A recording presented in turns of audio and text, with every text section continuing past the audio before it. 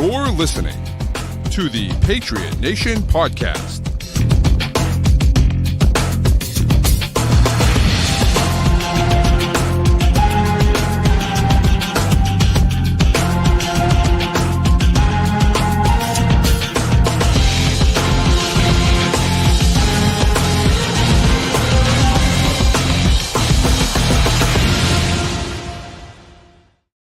All right, welcome into another edition of the Patriot Nation Podcast. A proud member, as always, of the CLNS group of podcasts. Make sure you download and subscribe all of those shows to get great Patriots and Bruins and Celtics and Red Sox content all week long and all year long. But for this show, it's your guy Pat Lane here with my man Matt St. Jean, and we are finishing off our series of 21 wins, 21 years later, with the last win and the first loss after the streak ended. And this has been, Matt, this has been a ton of fun. I know we're going to talk about it kind of as we go through, but it's been really cool to kind of relive these games. And I know you obviously are familiar with these games, but didn't live through them. For me, it's been cool going back and like watching these games again and being like, oh my God, I remember this play, I remember that game, or I remember, when this happened or whatever, and that's been really fun. Well, I think the interesting part for both of us has been the contrasting experiences. You getting to watch these games as a fully grown adult, as someone who watched them in college, and me I've seen all the highlights, and I've never seen the games. So it's a fun, I've really enjoyed it. I think, not for the podcast, but probably over the next couple weeks here, I'm just going to keep watching the 04 season. Instead of listening to podcasts at work, I'm just going to throw these on in the background because I want to see it out. I want to see where, obviously know where it goes. But I've seen the full broadcast of the Super Bowl before for 04. I don't think I've seen it for the rest of these games. And maybe I'll skip that game Miami later this year. I've seen the end of that one. I know I've seen because I've watched the broadcast at the end of that, being like, what the hell happened?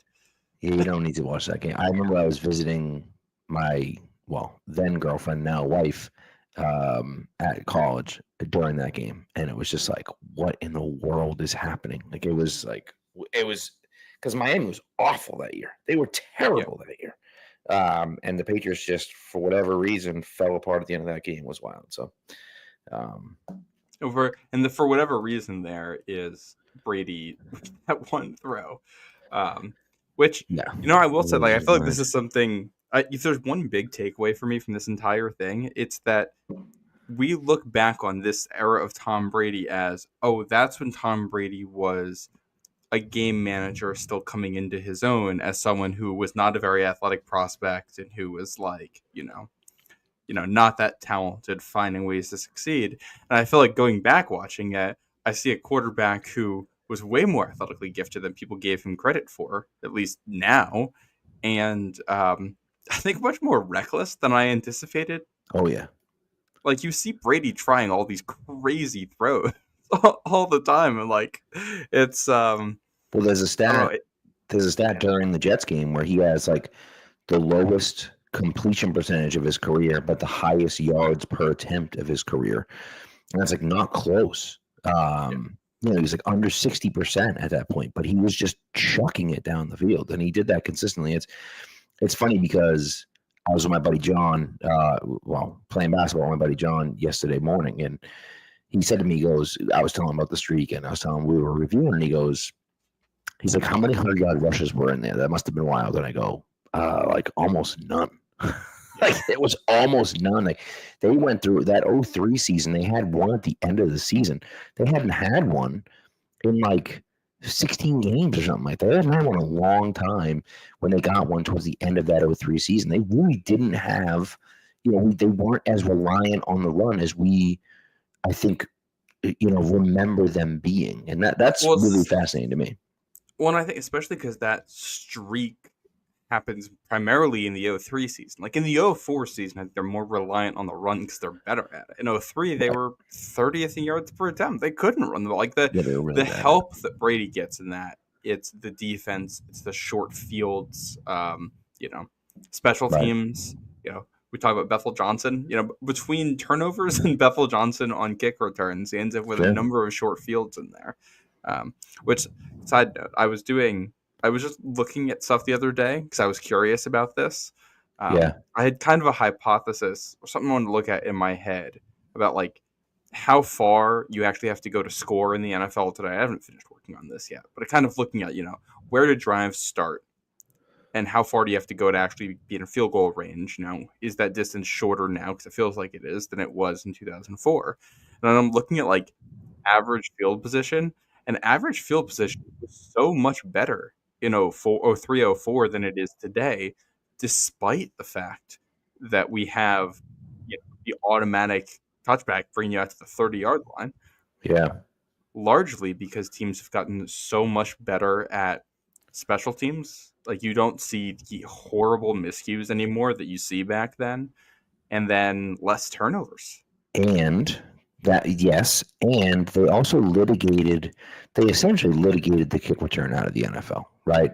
Outside of the, now they're trying to advocate for more kickoffs, but back then you could still make the wall. You could still, I'm maybe not the wall. You could still make a wedge. You could still do those things. And so, like, you were having more success on kick returns than you are now, right? And I think we're going to see teams get better at kick returns. Yeah. Especially now with the new rule and everything like that. But, I think that we'll see them eventually get better at it. But, yeah, for a long time, I feel like that was, but we'll see. Yeah. Well, I feel like that's what's interesting is that the touchback has been brought up from the 20 to the 30 since then. Right. And even in teams aren't returning kicks, so they're just getting the ball at the 30, and even then field position's worse now than it was then. I expected it to be better. I assumed it was going to be significantly better with the touchback difference, but it's not. So very true. Yeah. And that's a fair point too. I also think too that teams are going for it on fourth down significantly more, and so if they're not getting it, if they're deeper into field range, because you're going for it. Yeah, I wonder how much of a factor that. I'll have to maybe I'll do a deep dive on this. 2024 versus 2004 and see what the data says. Yeah. I like it. Should we get into the last win in the streak? Let's get into it. All right, October 24th, 2004.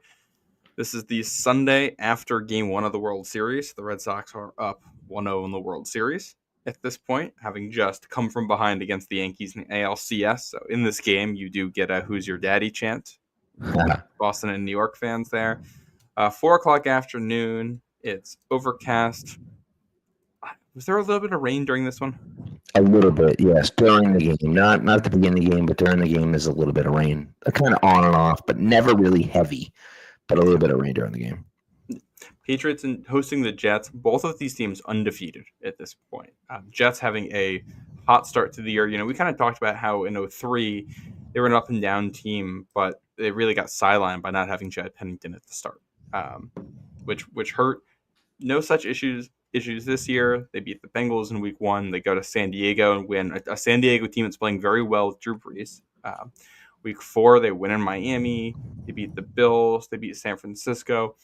Every single one of these wins is close. 7-point win, 6-point win, 8-point, 2-point, 8-point. So these are all close wins. Mm-hmm. But still, the Jets coming into Foxborough undefeated. And this is a Jets team that would make the playoffs that year and win a game. They get to the divisional round. So yeah, a good Jets team. The line on this one is actually Patriots -6, which surprises me. Because this is a close, hard-fought game, and that line ends up being spot on for it. Yep. Overcast day.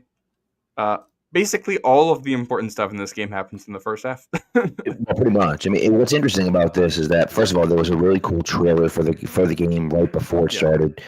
CBS used to do a really great job of kind of setting things up and kind of having this little package before. Really do that much anymore, but it was I think they do it. We're just not in important enough games to see it. I guess maybe that's a good point. That's a fair point. They might do it, but not for us anymore. Not for but anyways, it was a fake movie called The Undefeated with the Patriots against the Jets, which is really cool. 2 really good defenses here, the Patriots and the Jets. There are 5 possessions total in the first half. 5. Well, there's technically 6 if we include one kneel down. Right. Meaningfully, it's 5. Yeah, and so you talk about the Jets had drives of 11 plays and 13 plays. The Patriots had drives of 12, 14, and 7 plays. And like you said, basically everything that you need to know about the game happens before halftime. And that's really kind of what happens. And I thought what was interesting, and again, it's not Dan Klecko's first rodeo, right? But the very first play of the game is a pass out of the backfield to Dan Klecko, which is really cool. Since his dad played for the Jets, I thought that was kind of cool. I don't know. Again, I don't know if that's intentional, but certainly kind of feels intentional. Now, of course, he does fumble and go down in this game, and then does not play the rest of the season. Is out for the year with a knee injury. But at least that one, they didn't do that, and they literally could not run the ball. On that first drive, they couldn't run the ball at all. And so it was just up for the pass on the first drive. That wasn't the case the rest of the first half, but that first drive, they could not run the ball at all. Yeah, but two big completions to David Patton in there. Givens, sorry, not David Patton, David Givens, yeah. 18 and 15 yards, one of those on 3rd and 5. This first drive takes up almost half of the first quarter for the Patriots as they get inside the Jets' 25-yard line, but no closer. Yeah. Yep. And the Jets get the ball back. The Patriots kicks the field goal there. Vinatieri kicks field goal, of course, yeah. Patriots get the ball back. They have the Jets stop 3 and out, and then Randall Gay commits a penalty, and I think it was an illegal contact penalty. Extends the drive, and they're driving. They get it down deep. It's 3rd and 1. They pass to Gerard Sewell out of the backfield, and he is about to get hit by Ted Johnson and Ty Law. Like, he's going to get sandwiched by Ted Johnson, and he just drops the ball. Now, Ted Johnson gets credit for the fumble. He does not force them. Maybe like the fear of Ted Johnson hitting him forced the fumble, but Ted Johnson did not actually force the fumble. And Randall Gay recovers the fumble, and the Patriots take over. And so that drive, by the way, for the Jets, they drive deep because this fumble happens in the red zone. Yeah, it's 11-play drive. Yeah. Yeah, 2 3rd and 5 completions here to Justin McCarron's, a name you might know because he was on the Titans the year before. McCarron just had a knack for making some of these catches. Like these Jets receivers at that time were just like, they weren't great, but they were just, someone was always open. The Jets traded a 2nd-round pick for Justin McCarron's. Yeah. And from 03, I looked at his numbers because it's just interesting with him, at least. From 03 to 05, he had 274 targets in those 3 years and 146 receptions. So he was targeted a lot. He caught a lot of passes, but that's like a 56% success rate. That's not getting it done. No. Now listen, sometimes like a target is considered like they're throwing it towards you and it's really uncatchable, but like 56% is not good. Well, and he kind of profiles as like a quality number 2 receiver when you look at the stats. Like he's career high. It's like just over 800 and then in the 700s and in the 700s in that 3-year stretch. So not a bad player, but I think the Jets thought they were getting an ascending player, and instead, 03 ends up being his best season ever with the Titans. He still has 2 good years with the Jets. Yeah. But it takes a lot of targets. It takes a lot of targets. And by the way, the success rate, I did the math, and it was a 53% success rate and a 56% success rate. So even worse than I had originally said. So, anyways, if you've been paying attention during this streak, what do the Patriots do when they turn the ball over? They score. They get the ball, and they turn it into points. Of course, there's kind of a crazy play on 3rd down. I don't know if it's the first 3rd down or the second 3rd down, or the first set of downs or the second set of downs. But Brady moves out of the pocket, rolls to his right, and then throws it back across the field to I guess the middle of the field to Kevin Falk for a 1st down. It's just one of those plays where you run, you throw it, and everyone's like, "Oh God, what are you doing?" And then they're like, oh, okay, all right. That's the first time. Yeah. And then the Jets stop the Patriots. They get stuffed on 3rd and 2. They get stuffed. They come out. They punt. And the freaking Jets have 12 guys on the field. Like, they line up. It's not even like they quick snap them. They lined up with 12 guys on the field. And it's just like, how could you possibly be that dumb? We're 3 drives into this game, and twice we've had a defense put the offense back on the field on 3rd down because of a penalty there. Right. And again, a Randall Gay penalty is not good, but it's like at least you get it. This is like, you got to be kidding me, man. And so, of course, 2 plays later, Brady gets Givens for 42 yards. And the Patriots have to settle for a field goal again. Their drive stalls, and they settle for a field goal again. But a really nice pass down the sideline to David Givens there, who had another big game in this one. That's a play that kind of reminded me of his catch against the Jaguars the year before too. Like he made some acrobatic grabs. Mm-hmm. And I think you see Givens coming into his own during this streak. I think like this is where, because it's something we haven't talked about in here, really, is that Givens was a 7th round pick in 2002. He had less than 100 yards as a rookie. Yeah. Coming into 2003, this guy's not a roster lock. Right. And in that stretch in 2003, he starts to find his groove before eventually, catching touchdown, the only touchdown for the Patriots in the AFC Championship game, and a touchdown in the Super Bowl. He has 3 touchdowns in the last 2 weeks of the regular season. I believe he went 5 or 6 straight playoff games with a touchdown catch.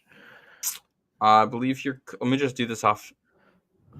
Does he have one in the divisional round against the Colts this 2004? I don't think he does. Oh, he does. Yeah. Yeah, he goes 5 straight here. Yeah. And it might turn into 6 in 2005. I don't remember.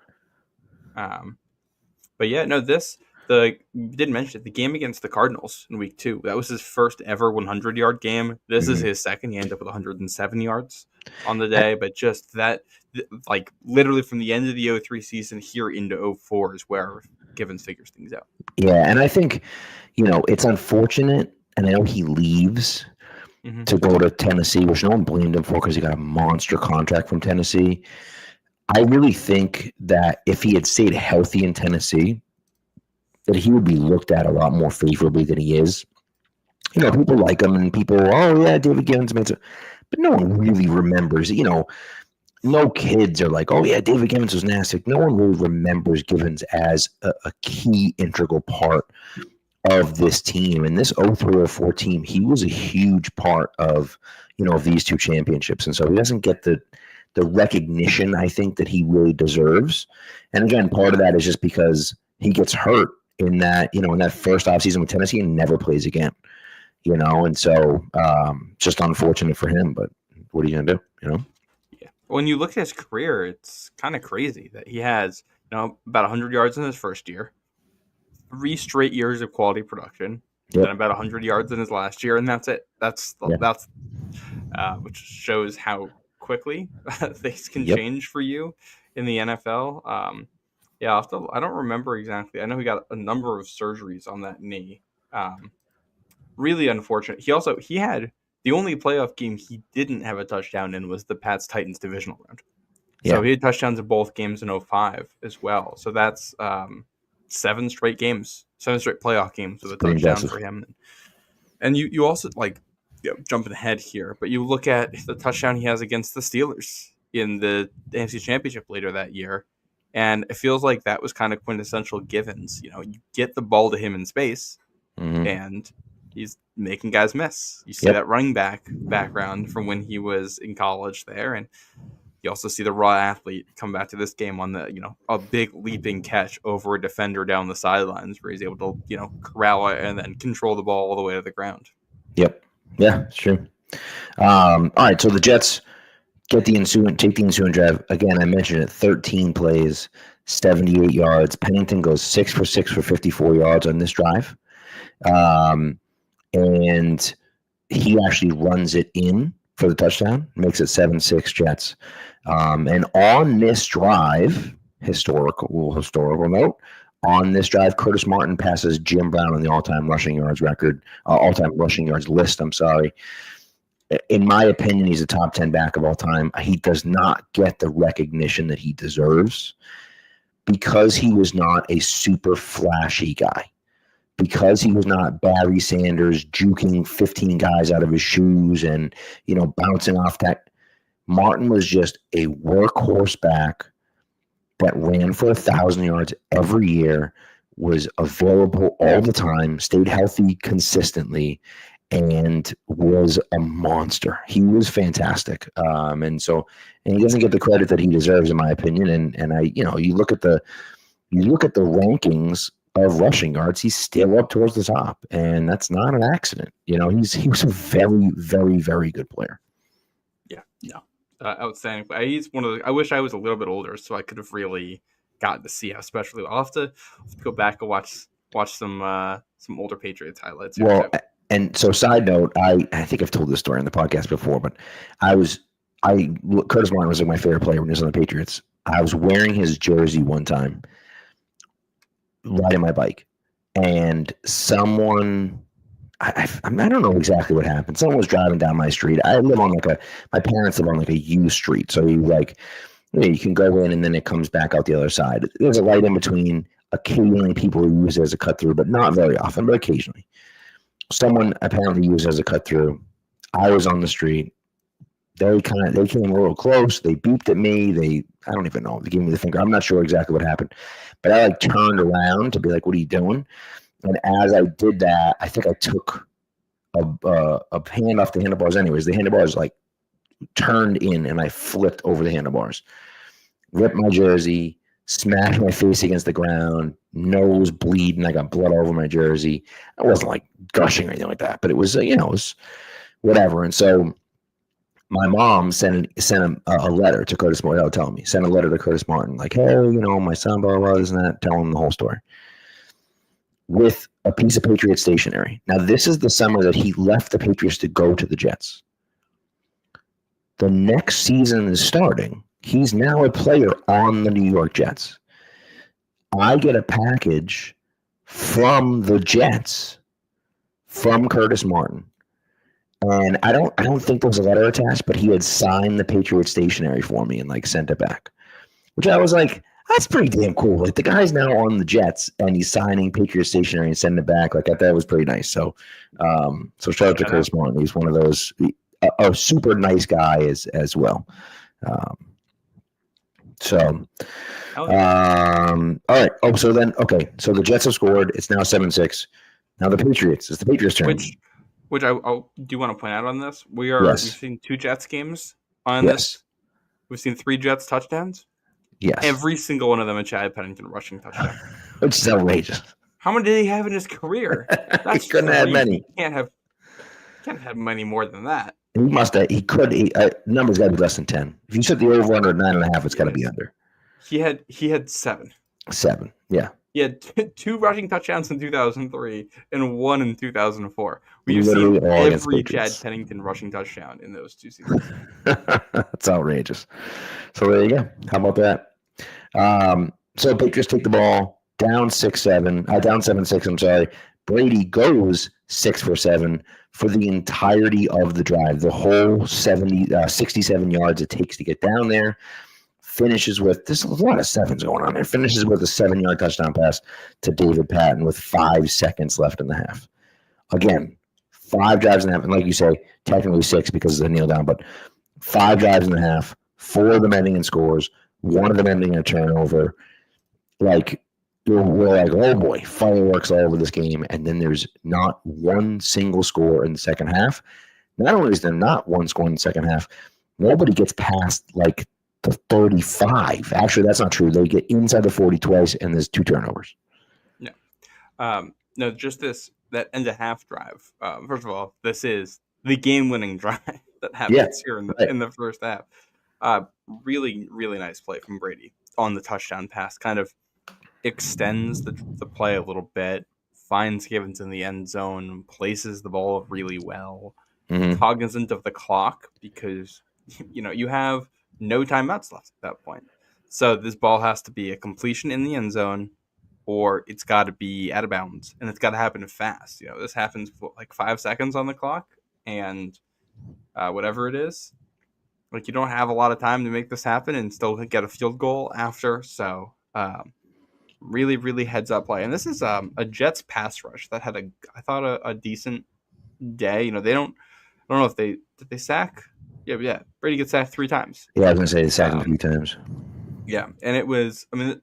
This was going to be one of those days where it's going to take a quarterback doing a little extra with his legs to get some offense going, which you see Pennington do running, and you see Brady doing just by extending plays. Two very good, hard-hitting defenses here that we're not going to give up a whole lot in terms of big plays. Well, and to your point with the Jets pass rush, right? The first drive of the second half, the Patriots take the ball and they move it inside the 35. And the next 2 plays are both sacks on Brady. Both sacks with holding calls stuck in there as well. The first is actually a sack. They decline the holding penalty. The second 9-yard loss. Yep, and the second's only like a 2-yard loss, so they take the penalty. And so now the Patriots are back in their own territory after having the ball at the 35-yard line on 2 plays. And so, that's what the Jets defense is able to do. The Patriots defense kind of is able to do those same things as well. I mentioned the Dan Klecko turnover. It's just unfortunate. Like, it just is what it is. He gets hit in a weird angle, and he blows his knee out. We got as he does it. Well, we got to back up before that too, because there's a couple 3-and-outs throughout the third quarter. Mm-hmm. The Jets put together a decent drive and get over midfield the end of the third quarter, but that stalls and they have to punt. Patriots are backed up, and you get a 44-yard Corey Dillon run. Yeah. Massive play. And that looks like it's about to seal the game because you're up 13-7. You're going into the fourth, and he's just ripped it off, and now you're at midfield all in one play, and it feels like, all right, even if we can't get a touchdown out of this, we can at least get a field goal, make this a 2-possession game, and feel really good about where we are. They go back to that screen pass to Klecko, and it's that in its textbook helmet right into the football pops right out. Like it's. Yep. Yeah, and that's, you can't blame him for that necessarily. And again, he gets hurt on it, which sucks even more. But, and then, then they trade kind of 3-and-outs and 3-and-outs and 3-and-outs, and no one's able to do anything. And then the Jets are able to drive down in the last drive. They get the ball with not a ton of time left. They get the ball. Actually, 8 minutes left. Well, that's fair. Yeah, it's just halfway.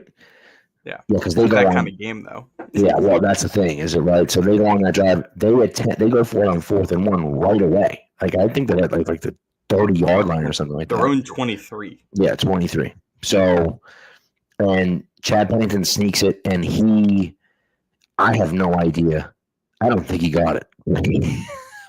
They gave it to him. He got it by like a half an inch, and they were just like, "Yep, first down. Forget about it." And I was like, "Oh, okay." Well, it was 4th and like 2 inches, and I think he got 4 inches. Right. It's just like, I think it was so close on 4th down that they were basically like, as long as he gets back to the line of scrimmage, we're going to give it to him because he's that close. Yeah. And so, I don't know if he got 4 inches, but if he's back to the line of scrimmage, they were basically like, yeah, here we go, we're good. And so, yeah, then their drive stalls at the Patriots 30-yard line. He actually has Justin McCareins in the end zone. McCareins, I think it was a little bit of a wrong read. McCareins kind of looked outside. Pennington threw it inside, but he was still there. And I believe it's Eugene Wilson and Asante Samuel kind of team up for, to knock the ball away from McCareins as it's coming in. But it was awfully close to a touchdown catch. And of course, that would have put the Jets up by 1. If they assuming they make that extra point. Right. Assuming they make the extra point, and then that's that. So then Patriots get the ball back, and they have to pick up a first down to win the game.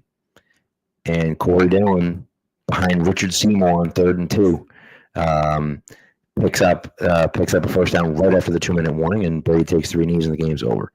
And so, it's just like, it's fun seeing that. I kind of hope that they do a little bit of that this year. I know they're going back to the fullback. We'll see if it's, Hunter Lamke or whatever his name is, or if, they're like, oh, let's throw Keenan White out there or something like that, Milton Williams, highest priced fullback in the league. Not every D tackle is as athletic as Richard Seymour, though, so it's tough to do. Yeah. Just going back, but first of all, I think one thing that stands out: the Jets only get 7 real drives in this game, and it is it's a slow game. These possessions are long and not a lot of big plays. There's 2 real big plays in the game, and it's the long completion of Givens that sets up the field goal, and the long run by Corey Dillon turns into a fumble. But the two, I think one thing that stood out is New England's secondary, just how coordinated and put together it is. So the second to last Jets drive, they get into New England territory, just barely. I mean, they're starting in midfield. But it's 3rd and 9 from the 45, and Asante Samuel runs a route for Justin McCarons. He reads it all the way. It should be a pick. I don't know how he drops it, but he just runs it for him. Chad Pennington throws it right to him. That's your 3rd and 9 breakup. And then the Jets only get the ball one more time, and they get to the New England 32. They get to the 27 actually after a run by Lamont Jordan, future Patriots legend, Lamont Jordan right there. Mm-hmm. And you've got that incompletion of McCarron's, which he's open, but it's a contested catch. Like he gets the space and he gets his hands on the football, but he's in traffic too. I think it's Asante and Eugene Wilson on that one who are right there with him. And they make that difficult for him. Then on 3rd and 5, the Jets decide to call a draw to Curtis Martin, which I think is the funniest play of this whole game, because they're just like, we can't throw the ball. Let's try running. The Patriots totally see it coming, and it's a 3-yard loss. So you're thinking worst case, it's going to be like 3rd and 3, and you only pick up 2 yards on it. Now you're going backwards, and it's 4th and 8, and you've got Randall Gay in there, and they just have Randall Gay and Rodney Harrison double covering Wayne Corbett, and there's nowhere for that football to go when Tenkin tries to throw it. And I always remember the Belichick line in the presser after this when he's asked about it, and he goes, "We had Corbett covered for once because they'd had issues. Double covered him nonstop." Yeah. Okay, well this with Corbett, McCarron's, and Santana Moss, like that's a solid receiving core. Absolutely. Curtis Martin too. Like that's they had a good offense. They had a good offense. I'm trying to remember who ran that, because you mentioned that draw to to Curtis Martin. Someone had ran that similar draw. I think it was Seattle actually the week before. I think Sean Alexander scored in a draw like that against. That's a great call. Against Rodney Harrison. And so it's like the Jets saw it, they ran it, and the Patriots just completely stuffed it in a big moment, And so where they had given up a touchdown on it the week before, they saw it, read it, and were like, nope, not happening. Mm-hmm. So, by the way, Paper Rose says, still think Chad Pennington is the best QB the Jets have had for the last 25 years. And honestly, I agree with you. If he doesn't blow his shoulder out, like he was a decent quarterback before he blew his shoulder out, and then he just couldn't throw the ball down the field. But he was pretty good. Yeah. Well, and the Jets put together like a decent team. Like I do think the issue for the Jets probably would have been that, you've got Tom Brady in the division. What was that? Their coach was Herm Edwards.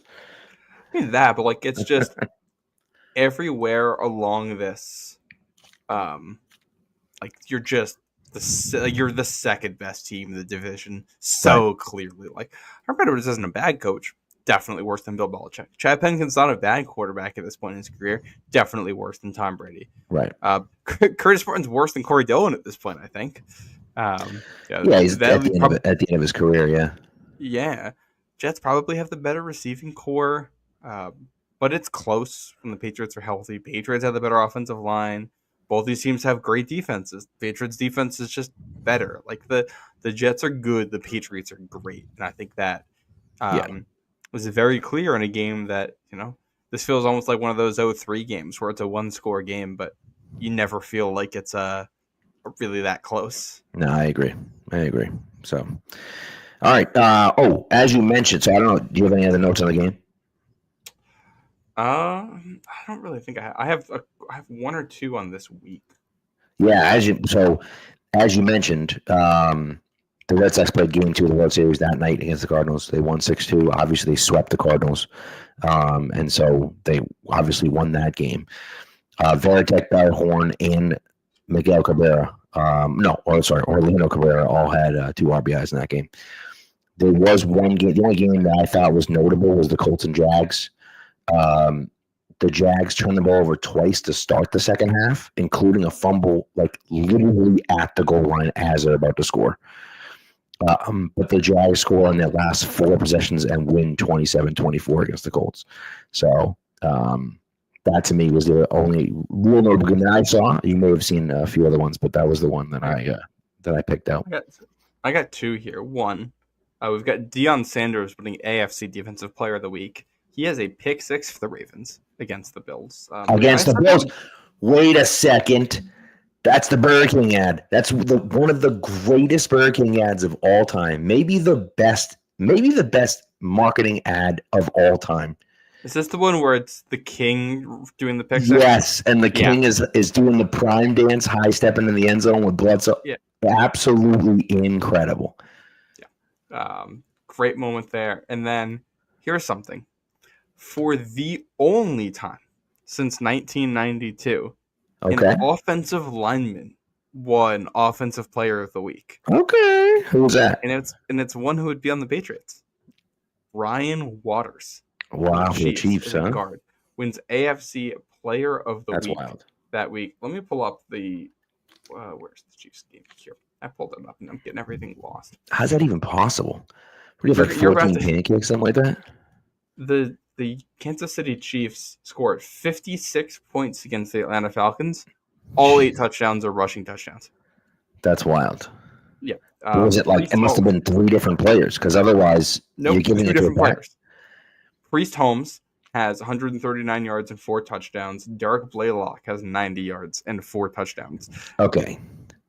And listen, I love offensive linemen, and I don't mind giving it to Brian Waters because that's really cool. But like Priest Holmes had 130 yards rushing and 4 touchdowns, and you don't give it to Priest Holmes. That's pretty wild. Yeah. It's but maybe all 8 of those, maybe all 8 of them were right behind Brian Waters, and then in that case, I have to go. Yeah, I gotta watch clips from that. That's pretty cool. The Chiefs finished with 271 rushing yards. It's outrageous. Who did they play? The Falcons? Yeah. Yeah, it checks out. Was this a decent... That was actually, funny enough, after this game, the Chiefs were 2-4 and the Falcons were 5-2. So that was a 1-win Chiefs team steamrolling a 1-loss Falcons team. Yeah. Then that Falcons team would make the playoffs. I don't think the Chiefs would. No, the Chiefs missed. No. They ended up going 7-9. But yeah. For one game, they really put it all together there. There you go. How about that? Priest Holmes. So. If I ever had to get a Chiefs jersey for whatever reason, I think I'd go Priest Holmes. That'd be a fun one. I think for sure you'd have to go Priest Holmes, maybe Tony Gonzalez. Or I actually... No, I've changed my mind. Christian Okoye. That's the one. Christian Okoye or Derek Thomas. Those are the 2 options for the Chiefs. All right. But Priest Holmes is a good one. So, I love me early 2000s running back. Yeah. Christian Okoye was just a mid-90s running back instead. The Nigerian Nightmare. It's a great nickname. So, but I think that's all we got. So you want to do our ad break and then we'll get to the Steelers game? Let's do it. All right. So of course this ad is for Prize Picks. Prize Picks is the best place to turn your sports knowledge into cash. With millions of members, Prize Picks has made daily fantasy sports accessible to all. Just pick more or less on at least 2 players for a shot to win up to 2,000 times your cash. Run your game all season long on Prize Picks. So again, we know that basketball and hockey are over, but women's basketball is still going on. Baseball is still going on. Esports is always going on. And you can mix and match your lineups. And so you can take players from each of those leagues, from each of those sports, and put them into your lineups, which, I mean, what's better than that? They also, Prize Picks, does offer Venmo, Apple Pay, MasterCard, and more for quick and easy deposits and withdrawals into and out of your account. Now, on Tuesdays, it's Taco Tuesday. That means that there are discounted projections on the board, usually about 15 to 25%, which is great. On Friday, every single Friday is Flex Friday.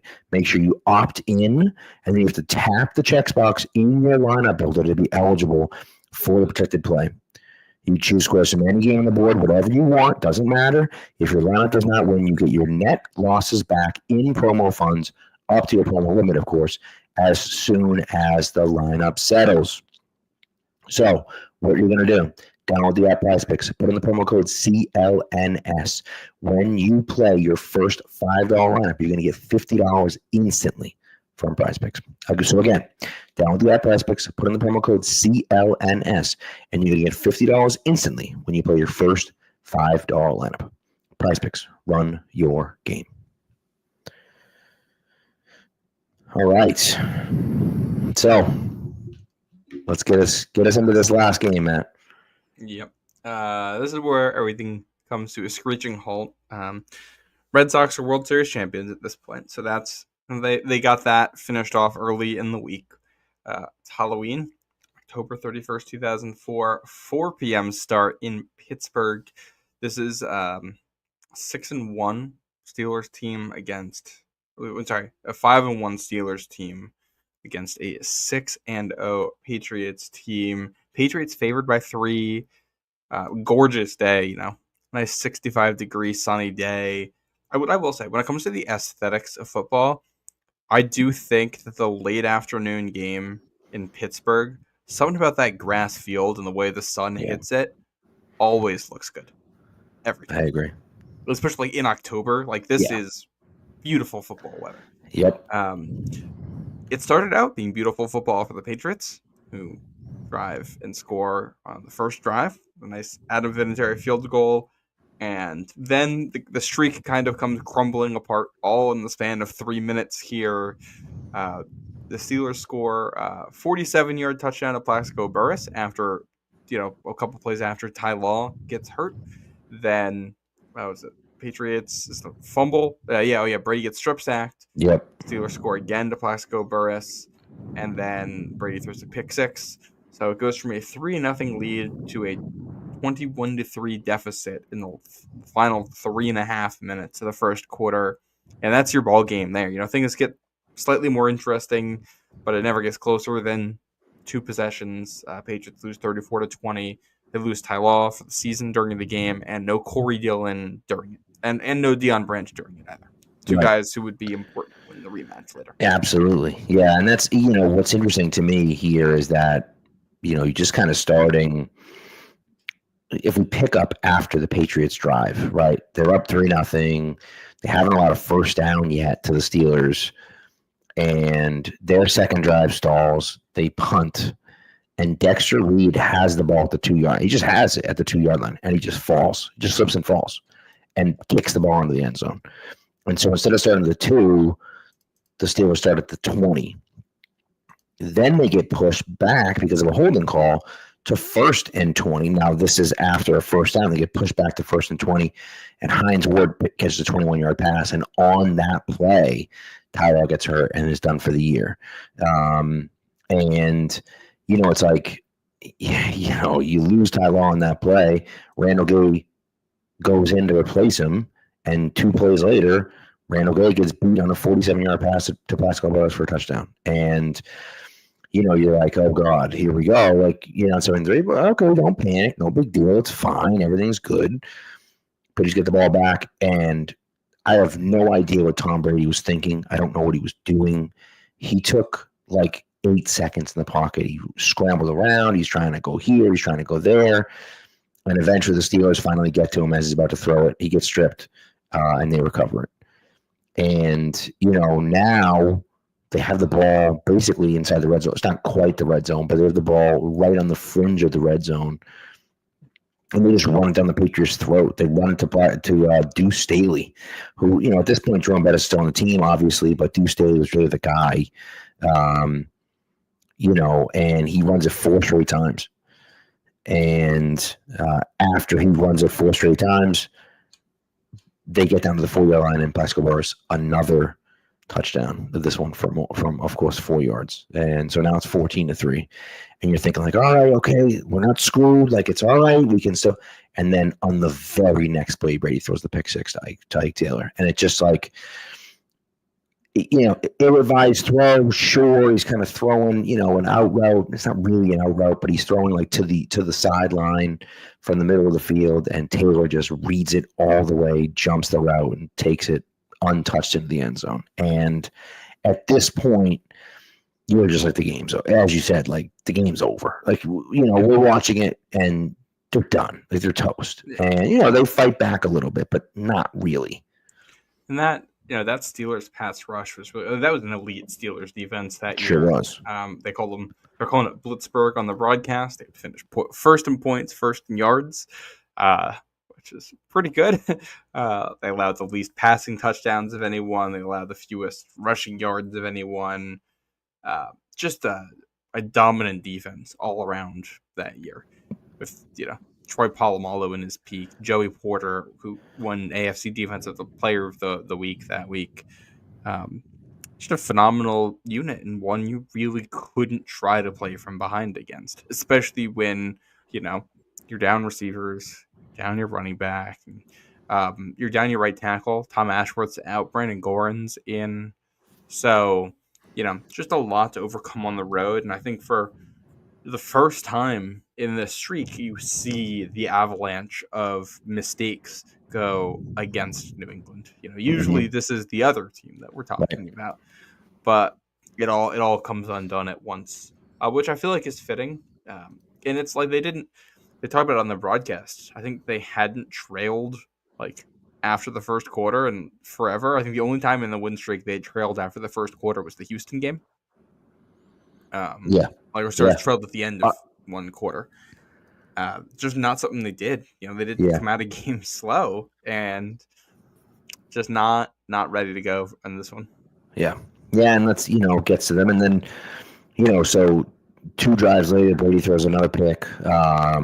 At this point, he's just chucking it. Brady's just chucking it downfield. He throws a long pass to Givens, which is incomplete. Then he throws a long pass to Bethel Johnson, which gets picked off. And that's just, and both of those throws are into double, triple coverage. Like it's just like they're just chucking it, trying to do something. Well, I think this is one of the first times that you see Brady. Like usually when you see him creating, you can see that he has a plan. He's not getting happy feet, even though he's moving around a lot. He kind of knows what's going on. He has an idea where he wants to go with the football.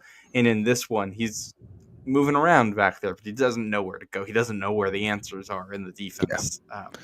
And the receivers not helping them out either. Yep. So, the Steelers drive down. Actually, they get all the way down to the 1 yard line. Antoine Randall out with some big catches in this drive. And Roethlisberger has a guy wide open, I believe, on 2nd and goal from the 4. Yeah. And he just missed him. And then they run it. They get down to the 1. They decide to kick the field goal, so it's 24-3. And then you're outside the 2-minute warning. It's 24-3. Sorry, it's 21-3. You're at the 1 yard line, 4th and 1. That seems like an obvious go for it, especially the way your defense has dominated. Because if you don't get it, odds are you're going to get the ball back right away in a fantastic field position, and another chance for a touchdown. Yeah, or safety. Yeah. Right. And you've got I was a little surprised at that too. You got Jerome Bettis, who can just take it in from the 1. Right. Which he does. At the start of the second half, he does the same thing from the 2, but basically the same thing. Yeah. So. You do get a Brady touchdown drive. It does get down to 14 points there for a minute. Well, it's interesting. I mean, but even then, right? You get a nice return from Johnson, and he fumbles, and he just happens to be going out of bounds as Troy Polamalu strips him, and so the ball ends up out of bounds. Brady goes 5 for 7 on the drive. Does get the touchdown to David Givens on this one, and then the Steelers actually march right down again.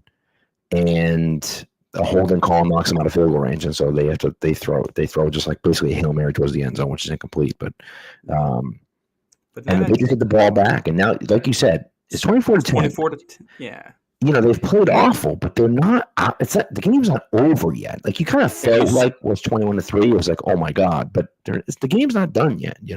You got a chance to do, win the middle 8 there and add in, respond to the 2 quick touchdowns the Steelers got there with 2 quick touchdowns of your own right in the middle of the game.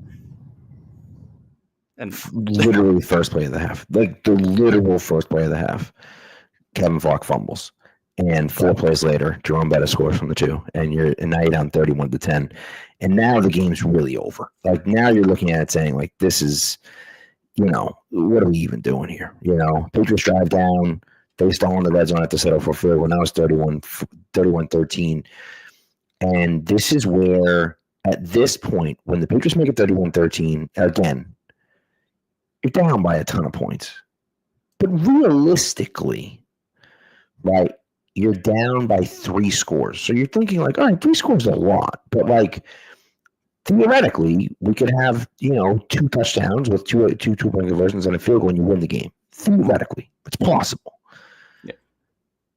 The Steelers respond to the Patriots field goal drive with a 14-play, 61-yard drive that takes 8 minutes and 35 seconds off the clock. So there's 14 plays on the drive. One of them's a field goal. There's 1 pass attempt. And there are 12 rushes in there. And the Patriots just cannot stop the run. I mean, you don't see a team run it 12 times in one drive. And it actually happened to the Patriots, I think, against the Jaguars, right? Over in London. Oh, yeah. But this, to a degree, it happens on opening night where the Colts come in and have that long drive with just runs where they end up scoring on it. Which, I mean, I will say, I think if you look at this 0-4 team, if there is a weakness in there at all, it probably is rushing defense when you're going against an offense that has that threat of the pass, which thankfully is not, they play well enough that they're able to get leads. They don't have to worry about this. Right. But that is probably the Achilles heel if there was one. Yeah. Yeah. So anyway, what ends up actually happening is the field goal. The Steelers kick a field goal on the drive. They actually don't score a touchdown here, but so it's still 3 possessions. But you just killed the third quarter. But they take 8.5 minutes off the clock, and now you're thinking like, all right, it's already the fourth quarter. They do end up scoring a touchdown to Givens with about 6.5 minutes left. But again, it's 31-10 at this point. It's 30. What the hell is the score? 34-13 at this point. So you're thinking like 34-13, like, all right, great, we score a touchdown, make it 34-20. We're still down 2 touchdowns, 6.5 minutes left, and you're thinking like, all right, like it's probably over, but like it's not necessarily over. And then the Steelers do it again. They drain the entire 6.5 minutes off the clock, 11-play drive, 1 pass attempt. And the last 3 are kneel downs, but 1 pass attempt on that 11-play drive, and they kill the entire 6.5 minutes off the clock. And there's, a 29-yard run from Jerome Bettis to seal it. Which is tough. Yeah. Not great. And that's and what's interesting about this, about this streak is that the Patriots won 21 games, and we mentioned this. I mentioned this last week on the show, right? But they flashed the graphic up, during the Seattle game about how many close games that they had, right? The Patriots had 11 wins of 8 points or less. They trailed or tied in the fourth quarter in 8 of these games, right? They had 2 wins in overtime. All of these games were close games, right? They weren't blowing teams out. Yeah. And then they get their doors blown off in this game. And so what's interesting is that, you get 11 games by 8 points or less, but like there's 2 12-0 games in there, right? And so you're not winning by, I don't think they even win by more than 20 points in the streak at all. I don't know if they did. There's the Bills win. The Bills won the 31-0 one. That's right.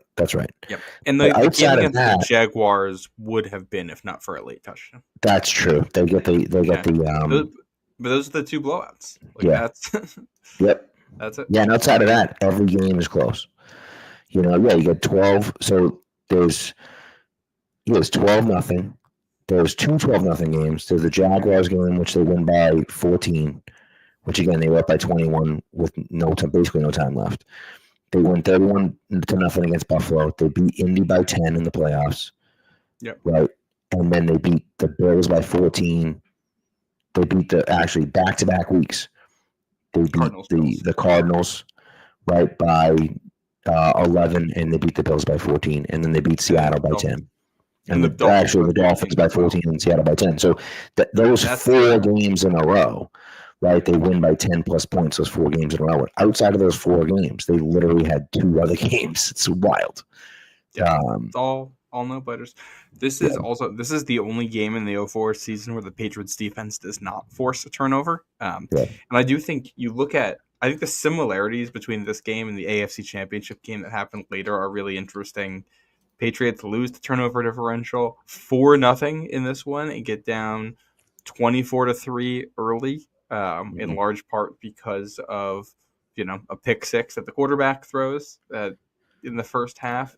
Go ahead to the AFC Championship game. The Steelers lose the turnover differential 4-0 and go down 24-3 in the first half because of a pick six that the quarterback throws.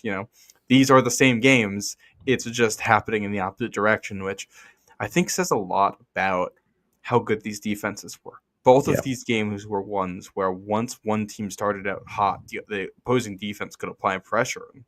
And, that AFC Championship game, I think the first 2 possessions for the Steelers ended in turnovers because they forced that interception very early on that gets deflected, and then they get the 4th and 1 stop. That I watched this because I was watching the 3 Games Glory the other day.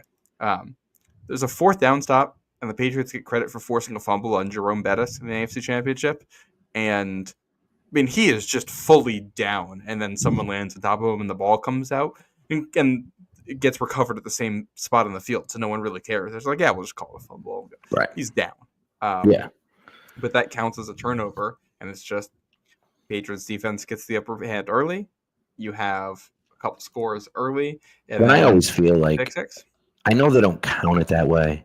I always feel like going for it on 4th down and not getting it should count as a turnover. It is called a turnover on downs, but they don't count it as an official turnover by the defense. And I think that's garbage. Like, that's the whole point, is that it's a turnover. Right. It's a turnover on downs. Or like when you look at, even if we don't count it as turnovers, you should have like turnovers and then next to it in parentheses, turnovers on downs. You can put 2 together because that makes a huge difference. I mean, look at the Bills game. The Bills game or was it the Jets game? The hell game was it? The Dolphins game where the punter tries to pick up the first down on the punt, right? Like, that's not it's not considered a turnover. That's a turnover. Like, that's 100% a turnover. The Patriots get a short field and they score a touchdown, and that contributes a lot. And so, even though they don't consider it a turnover or officially call it a turnover, they certainly should. Yeah. So, also in this one, Brady gets sacked 4 times, losing 28 yards. They rush for 5 yards for the game. 6 rushing attempts for 5 yards. That is not the case. The AFC Championship, they run for 126 yards. And you look at the touchdowns in this one, and it's Deion Branch touchdown, there's a Corey Dillon touchdown, and there's another Deion Branch touchdown. All guys who, those guys don't play in this game. Right. And then also what's interesting to me is like the score differential. Like, both of these games get to 24-3, and then both of them get to these 14-point games late in the second half. And it's just like, it's just the Patriots games happening with 1 extra touchdown from each side. That's the only difference between this and the AFC Championship. Very similar games. So, I do have I have one other note, which I feel like is an interesting big picture one. Okay. And I only so the first play of this game, it's completely it's nothing. It's not important for the Patriots. We've seen it a million times though. Brady's under center, then he takes the ball and he just quick screens it out to the receiver, and Givens picks up a couple yards. They do this in the AFC Championship for a touchdown. We see this show up all throughout the Patriots games. I'm sure you've seen it. These plays where Brady just does it. Mm-hmm. And I'm looking at that and I'm thinking, okay, is this an RPO? Are the 2003 2004 Patriots running an RPO. It's not the RPO offenses that we see today. In structure, it's very different. But what it looks like when you're watching is that Brady kind of has the freedom, if they're under center and there's a defensive back who's backed off, to just abandon the run play and quick screen to the receiver. Which, if you've played Madden recently, that's an RPO. That is I know that play. I run that play all the time. 100%. And it's interesting because this is something that, Brady definitely did a lot of, and they gave him the freedom to do that. Not only did they trust Brady to do it, but they trusted the receivers to do it as well, and I think that makes a difference. Brady was comfortable with his guys. He was comfortable saying, I'm going to get you the ball in space, and I think you can pick up a few yards here. And so I think it's worth it, Yeah. Well, and then, so the 03 and 04 Patriots offensive playbooks are online now. So with the help of Dave Archibald, shout out to him, able to look through this and find it in the playbook. Yeah. So there's 2 calls for this. One of them, they had a call that was Rambo, and it says if a detached receiver is uncovered, it's a quicker snap count, and the quarterback can just throw it. And then certain plays, the receiver, like on the diagram, it says look pass next to the receiver. And these are just specific plays where the quarterback has the option to throw it instead of handing the ball off.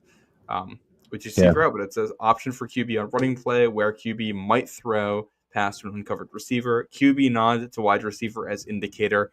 Everyone else executes run. This is an RPO. It's not as advanced as the stuff we see today, but it's the same thing. Should we be, we give credit to Josh McDaniels and the Patriots and all that for like the 07 and how that offense and how they innovated. Should we be giving a little bit more credit to, this kinds of stuff, their faith in Brady to execute? Heck, I think it might be an accident, but I think the Dolphins game, there's a play where they have guys straight up running at the snap too, because they go in motion and then snap it while they're going. And I'm like, okay, well, this is what the Dolphins have been doing lately. Yeah. It's just funny to see some of that stuff sprinkled in there. It's certainly possible. And it really kind of shows you the innovation of the Patriots. And I think that, this is something that the biggest issue I had with Belichick at the end of his career was, outside of the mental errors and mental mistakes, was his tendency to be very cautious and to be very risk averse. And this is the opposite of that. This is, we're at the height of our powers. We're a good team. We're a fairly young team with a young quarterback. And we're going to do some crazy stuff out here. And we're just going to try some things, right? And we're going to do some stuff that people haven't seen before. And I think that it just makes such a difference.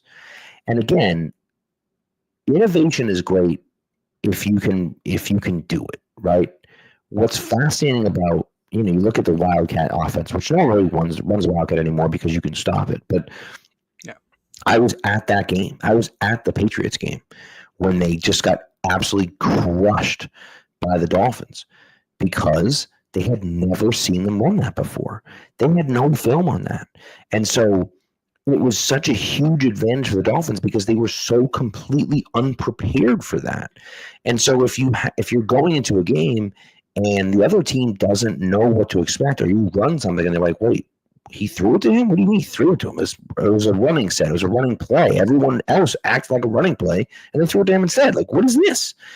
And so now, of course, we're used to seeing it. It's still challenging to stop, but we're at least used to seeing it, so we have a plan against it. Back then, they didn't really have a plan against it. And so that innovation, provided it's a good innovation, can get you through some tough times. And I think that the Patriots, were able to expose that pretty well these few years. And obviously in 07, they kind of take it to the next level with the talent that they have around them as well. But I think you're right that this 03-04 Patriots run does not get the credit it deserves offensively, right? Yeah. They just don't.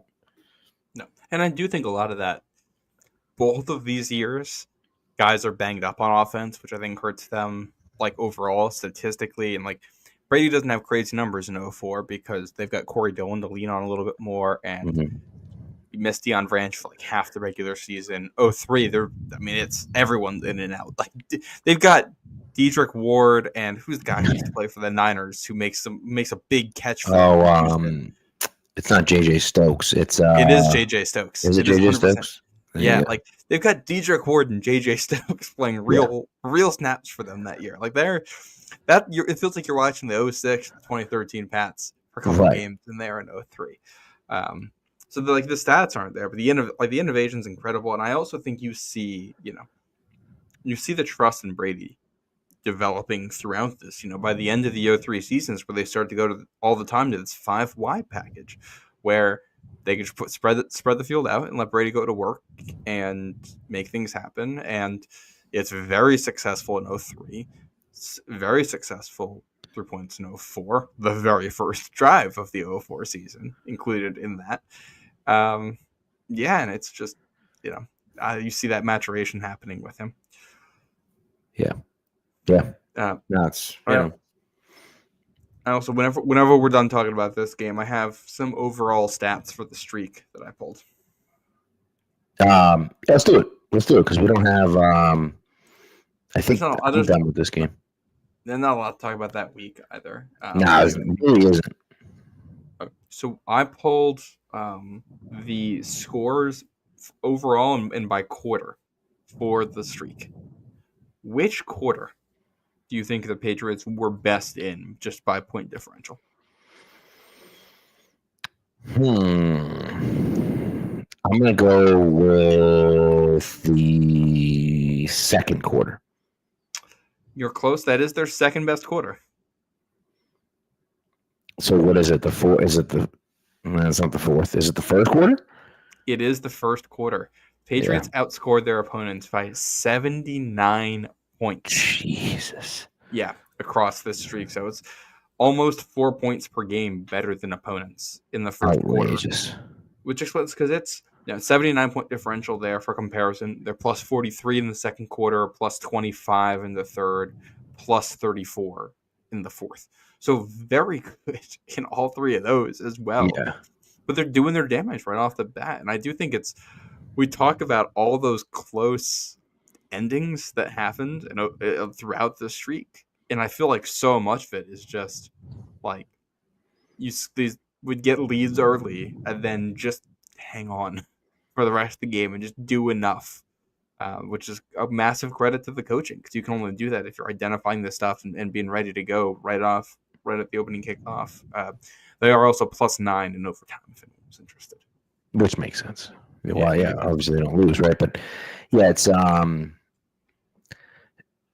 they, as I said before, like this has been such a fun series to do because it's been so long, and obviously we have all these memories from 03 and 04, and we see all the videos from 03 and 04, and you go to the Hall of Fame, and you watch the videos, and you look at the the stats, and you see the old videos coming out and the old Brady clips and everything else.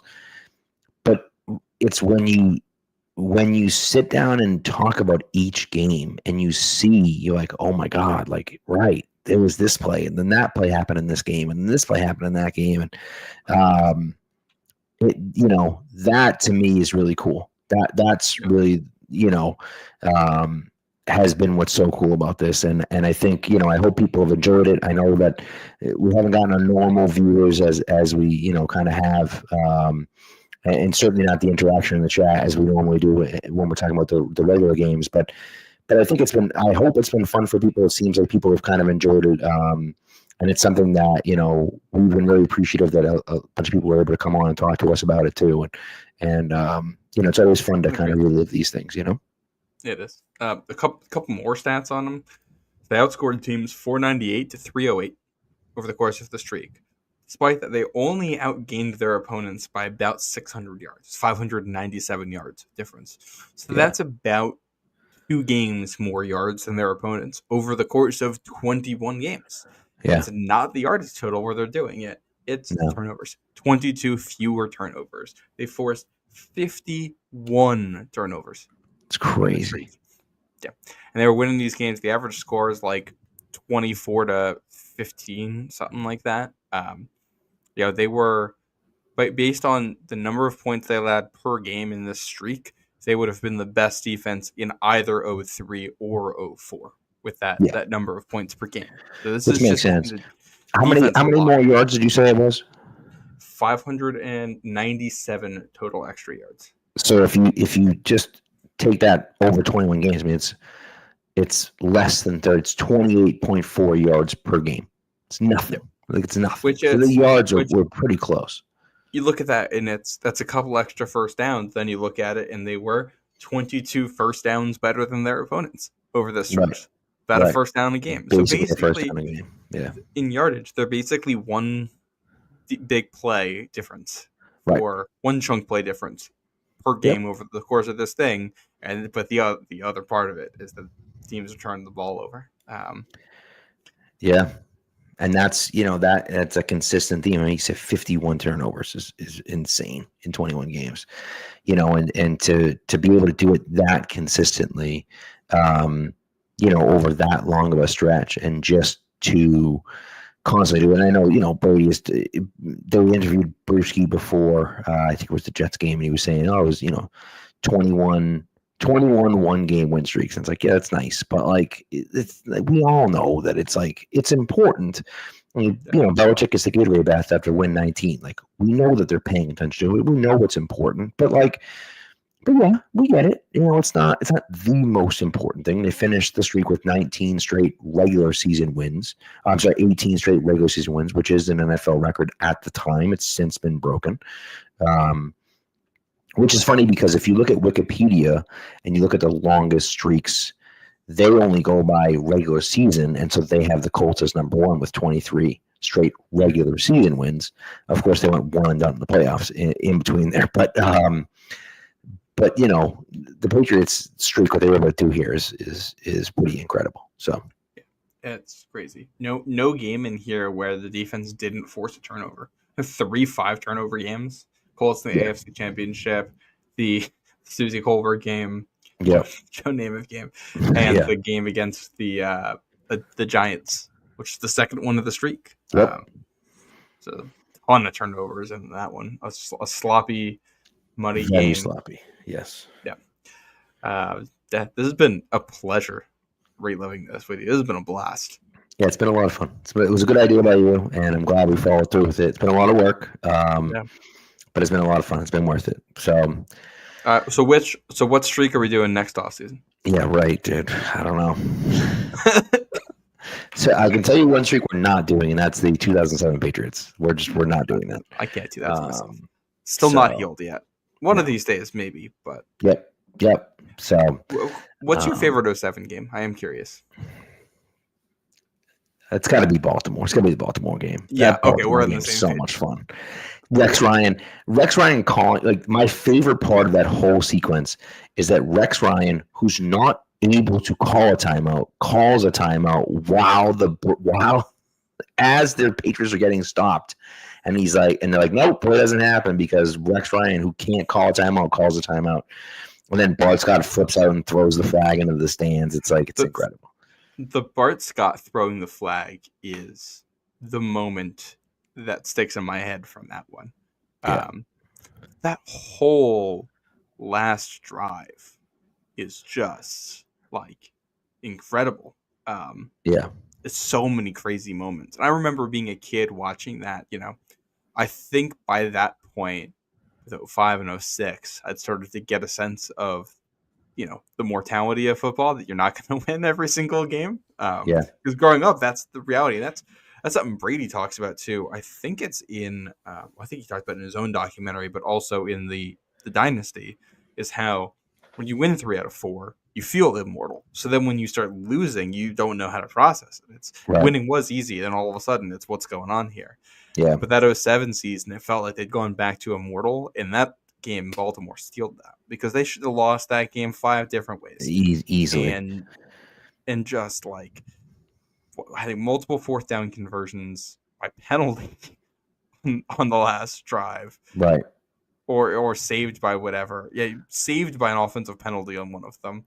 Yeah. Jabbar Gaffney barely holding onto the ball as it goes out of bounds. And then the Ravens hitting the Hail Mary and coming up a yard short. Yeah, it's wild. It's just absolutely not even a good Ravens team. That was a bad Ravens team. Yeah, and you know what? I I trade it all. I trade it all for that win. I don't care. Give me 4 losses that year. I don't care. Give me 6 losses that year, and they sneak in and win the Super Bowl somehow. I will go to my grave saying that loss is the worst loss in the history of sports. The worst single loss in the history of sports. The 28-3 is embarrassing. Like, absolutely, the 28-3 is embarrassing. Atlanta will never live that down. It's one of the most embarrassing things that ever happened to a team. I 100% agree with that. The Patriots were undefeated. They had a chance to finish the season undefeated. No one had ever done it before. Of course, the Dolphins done it when it was a 12-game season or whatever. Like, great, good for you. But like, the Patriots gone 16-0. They were on the verge of going 19-0, and they lost to a team that finished the regular season like 9-7, and was talking about firing the coach mid-season. And that you had beaten a couple of weeks beforehand. That you had beaten a few weeks earlier. So, like, the fact that all those things happen and you lose that game is just like, it's yeah, it's awful. That is just awful.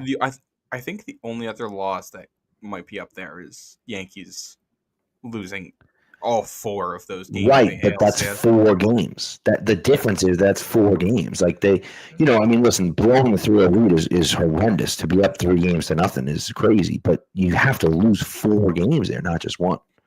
I will say it doesn't hit on the radar as much anymore because of what the Bruins ended up doing after. But their loss to Philly in 2010, being up 3-0, and then being up 3-0 in Game 7. Yeah. One of the most horrifying things I've ever witnessed as a sportsman. It really is crazy how, outside of games against Toronto and the 2011 run, the Bruins have been the source of so much heartbreak in this region. I mean, just some of the worst playoff losses I've ever seen. Somehow all in the Garden. The Chicago one in 2013 is impossible. It was impossible to lose that game. Impossible. They gave like 3 goals in like 30 seconds or something like that. It was impossible.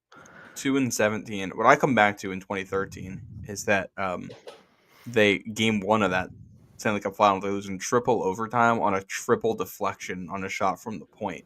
Yeah. Like, it's, that puck goes differently, and even if you lose Game 6, it's to go to Game 7. That it's tough. I mean, it's tough because the Bruins got there multiple times, and 1 or 2 bounces one way or the other way, and they win at least one of those. At least 1 more of those, and you feel better about it if they have won 2 instead of just 1. The fact that they only won 1 championship kind of sucks. Like, that core was a very, very good team for a long time. They were never when they got the 2. When they got the 2, you got the group in the early years where they, they're good in 2010. They break through in 2011. I think 2012. They finished first in the East that year. 2014, they win the President's Cup. Like, that group, they're really good. And then a couple of years out of the playoffs, they bounce back. And 2019, you're back to the Cup. In 2020, you are the best team in the NHL when COVID ends. And then I had a little bit of a dip, and then you still come back and make another, have the best regular season in team history. And it's just to have both of those little groupings of success, only get 1 championship out of it. But I'll bring it back to the series for that. I do think you see the near brushes the Patriots have with other teams that things go differently are there.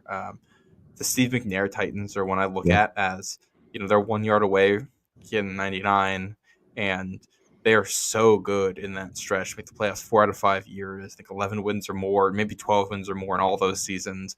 From the AFC Championship game in 2002. 2003, they tie for the division, but they have to be the 5 seed. They have the co-MVP, and you're just a little bit too short in the divisional round, and that's it. They win 9 games over the 2 seasons after that. McNair goes to Baltimore and has one last hurrah, and things work out a little bit for the Titans. They have that great season a couple years later under Jeff Fisher, but for that iteration, it's gone.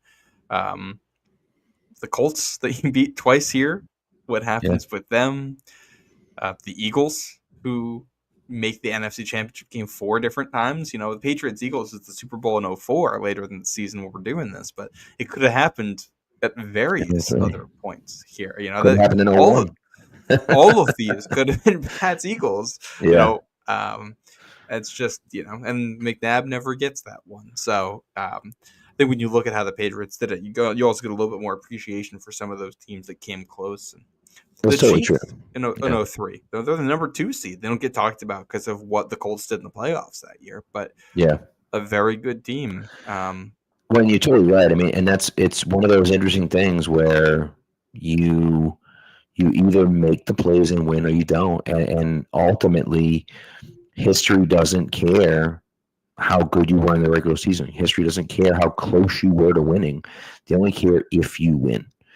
Yeah. And, you know, the Patriots are able to do it consistently, you know, and these other teams and the Bruins, like we talked about, are not able to do it, you know, and that's what it comes down to. And you think about, even like, look at the Celtics. You know, Celtics lost a few years ago to the Warriors, and you feel like that was an opportunity to get there. In 08, they win the championship.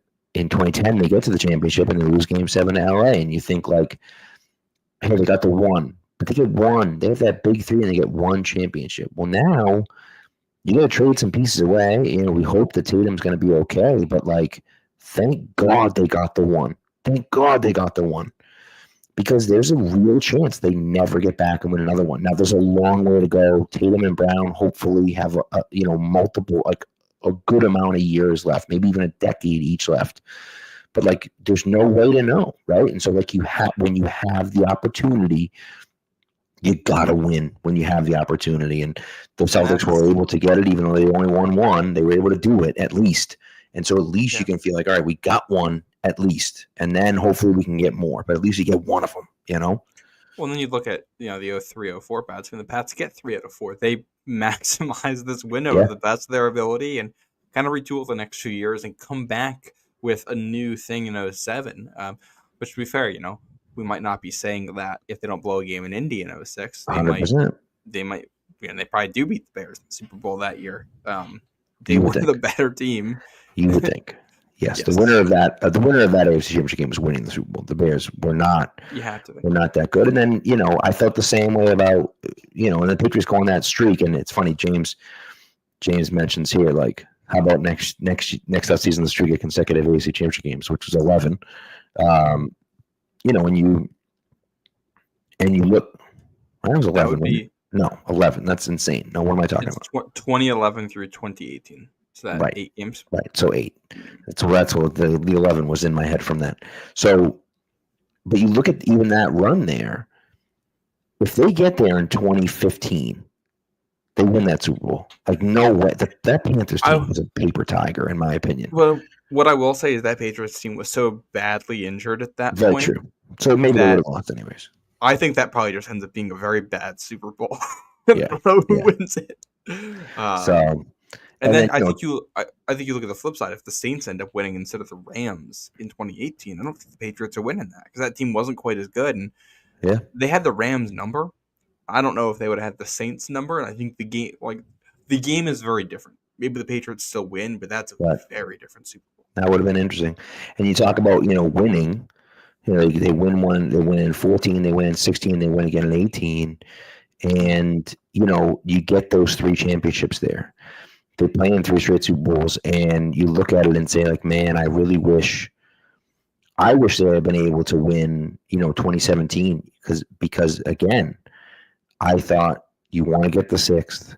They lost that game. It was a winnable game. Brady was incredible in that game. The best Super Bowl defense he ever played. Just didn't show up, unfortunately, and you know, and they lose. And I remember I watched the game at my parents' house. I never do. I was at my parents' house. And I said, like, they had it. All they had, like, you had 6 championships. You playing Nick freaking Foles, for God's sakes. Like, you have 6 and you lose that game. Like, you might never get back with Brady and Belichick. And, like, you have 6 and you don't. And of course they get back the next year and win. But it's, you know, that's the situation, you know?